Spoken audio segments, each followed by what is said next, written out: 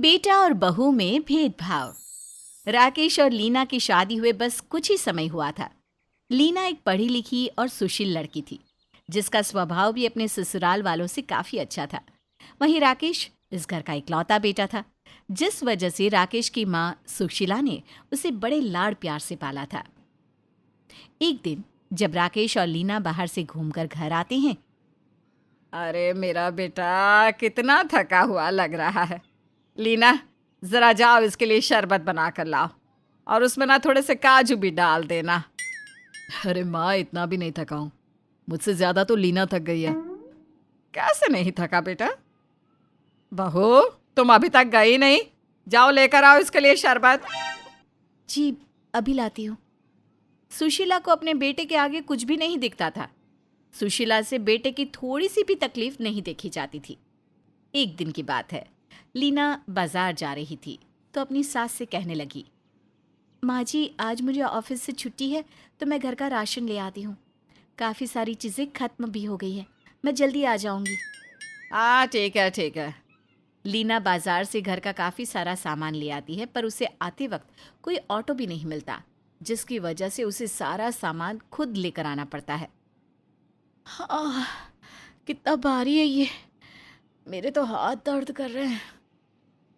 ये लीजिए माँ जी, सारा सामान आ गया। अरे क्या हुआ? इतना हाफ क्यों रही है? क्या बताऊँ माँ जी, कोई ऑटो ही नहीं मिला। सारा सामान गधे की तरह खुद ही उठाकर लाना पड़ा। इतने में राकेश भी घर आ जाता है, जिससे सुशीला का सारा ध्यान बहू से हटकर बेटे पर चला जाता है। अरे आ गया बेटा तू। आजा आजा, यहाँ मेरे पास बैठ जा। थक गया होगा ना बहुत। तुम पनीर ले आए हो ना राकेश? मुझे अभी खाना भी बनाना है। हाँ, लाया हूँ, ये लो। अरे बहू, राकेश को क्यों कहा पनीर लाने के लिए? वो पहले से ही ऑफिस से थका हुआ होगा और तूने उसे दूसरा काम सौंप दिया। तू भी ना बहू। माँ जी, मैंने बस पनीर मंगवाया है, संजीवनी बूटी लाने को नहीं कहा। इससे भारी सामान तो मैं खुद उठाकर लाई हूँ। तुझे तो कुछ बोलना ही बेकार है। चल आप जल्दी से खाना बना दे, राकेश को भूख लगी होगी। सुशीला हर बात में लीना और राकेश के बीच भेदभाव करती रहती। लीना को कभी उसके हिस्से की तारीफ और प्यार मिलता ही नहीं, चाहे वो लाख कोशिश ही क्यों ना कर ले। एक दिन लीना गुस्से में अपने पति से कहती है, अरे अब शांत भी हो जाओ लीना। कैसे शांत हो जाओ राकेश? माँ जी को तो जैसे मैं दिखती नहीं हूँ। मैं चाहे कुछ भी कर लूँ, उनको तो बस तुम दिखते हो। तुम जानती हो ना माँ कैसी है। वो मुझे कुछ ज्यादा ही प्यार करती है, बस इसलिए वो ऐसा करती है। जब देखो सबके सामने भी बस तुम्हारी ही तारीफ करती रहती है, जिससे मैं तो कुछ हूं ही नहीं। अरे शांत हो जाओ ना, मैं हूं ना, बस समझाऊंगा माँ को। सुशीला का लीना के प्रति भेदभाव सिर्फ घर में ही नहीं, बाहर वालों को भी साफ दिखता था, क्योंकि वो हमेशा अपनी बहू को ऐसे ट्रीट करती जैसे वो इस घर की सदस्य या उसकी बहू नहीं, बल्कि बस कोई काम करने वाली हो। बहू, आज घर में मेहमान आ रहे हैं तो तुम ऑफिस से छुट्टी ले लेना, बहुत सी तैयारियां करनी बाकी है। माँ जी, आज मेरा छुट्टी लेना थोड़ा मुश्किल है, ऑफिस में बहुत काम है। राकेश, क्या तुम आज छुट्टी ले सकते हो प्लीज? अरे राकेश क्यों छुट्टी लेगा भला? उसे ऑफिस में कितना काम होता है। और वैसे भी तू तो ऑफिस में टाइम पास ही करती होगी सहेलियों के साथ। एक दिन नहीं जाएगी तो कोई फर्क नहीं पड़ने वाला। क्या टाइम पास? आप तो हद ही करती है माँ जी। मैं अरे आप चल, बहस में वक्त मत गवा, बहुत से काम पड़े हैं। सुशीला आखिर लीना की छुट्टी करवा कर ही मानती है। वो पूरा दिन घर का काम और मेहमानों के आने की तैयारी करती है। शाम को सुशीला जी की कुछ सहेलियां घर आती हैं। हाँ वाह, तुम दोनों को कोई तकलीफ तो नहीं हुई ना यहाँ आने में? अरे नहीं, तेरी बहू ने हमें एड्रेस बहुत अच्छे से समझा दिया था। मैं आपके लिए नाश्ता लेकर आती हूँ। लीना सबके लिए चाय नाश्ता लेने रसोई में चली जाती है। सुशीला, तेरी बहू तो बहुत अच्छी है, ऑफिस का काम भी करती है और घर भी इतनी अच्छी तरह संभालती है। अरे ये सब तो ठीक है, ऐसा भी कोई बड़ा काम नहीं करती वो। मेरा बेटा राकेश, अरे वो तो ऑफिस पे भी इतना काम करता है और फिर आकर मेरी सेवा भी करता है। लाखों में एक है मेरा बेटा। वाह, ऐसा बेटा भगवान सबको दे। सास की ये सारी बात वही कमरे के बाहर खड़ी लीना सुन लेती है और दुखी हो जाती है।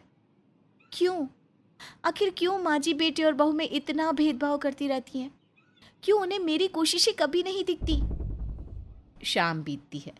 लीना मेहमानों की अच्छे से खातिरदारी करती है और सब खुशी खुशी अपने घर वापस चली जाती हैं।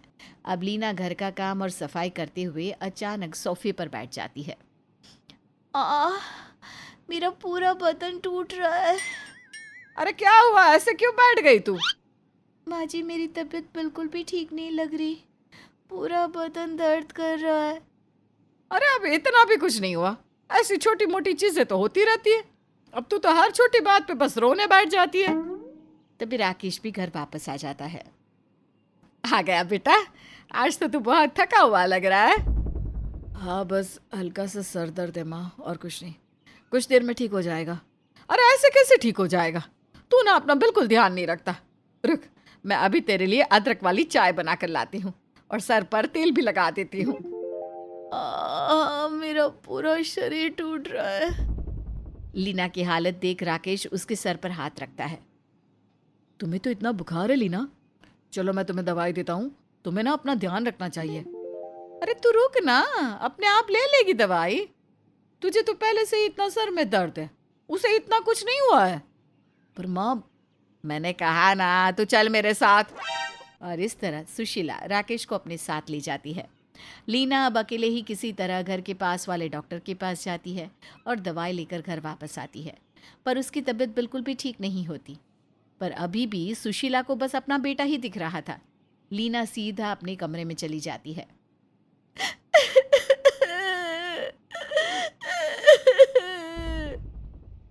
क्या हुआ लीना, तुम ऐसे रो क्यों रही हो? आज तो माँ जी ने हद ही कर दी। वो हमेशा ऐसा ही करती है। 2 दिन पहले काकी ने हम दोनों के लिए मिठाई भेजी थी, तो माँ जी ने मुझसे कहा कि ये मिठाई बस राकेश के लिए रख दो, तुम्हें खाने की जरूरत नहीं है। हमेशा सब कुछ बस राकेश के लिए, राकेश के लिए। और आज तो मुझे मरने जैसी हालत में छोड़कर भी उन्हें बस आप ही दिखाई दे रहे थे, जैसे मैं तो इस घर में कुछ हुई नहीं। ऐसा भेदभाव क्यों राकेश, क्यों? लीना को ऐसा देख अभी तो राकेश ने उसे समझा बुझाकर चुप करवा दिया, पर खुद कुछ सोच में डूब गया। दूसरी सुबह वो बाहर से कसरत करके लौटा तब, लीना, लीना कहाँ हो तुम? जल्दी यहाँ आओ। क्या हुआ? ये देखो, मैं तुम्हारे लिए केसर रबड़ी लाया हूँ, तुम्हें पसंद है ना? अरे वाह, ये तो मुझे बहुत पसंद है। अरे ला, मुझे भी दे दे, मैं भी खा लेती हूँ राकेश।